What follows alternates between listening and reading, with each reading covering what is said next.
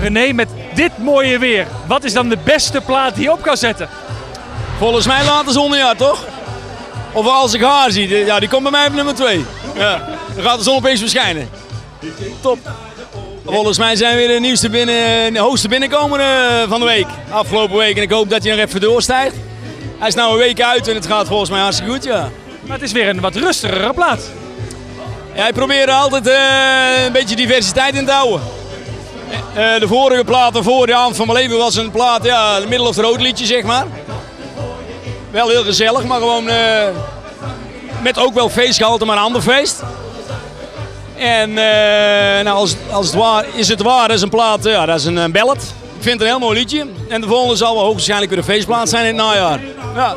En zo hobbelen we gewoon constant verder. Ja, is dat een beetje een vast patroon inderdaad? Feest, ballade, feest en een ballade? Ja, iedereen kent mij van de feestliedjes. Van Hele Ho en noem maar op. Ik heb al misschien in totaal wel al 70 liedjes gemaakt. En daar word ik ook op geboekt. En als ik kom dan, ja, dan word ik op geboekt, dan is het feest. Maar ik vind het zelf ook mooi en ik merk het ook in het land.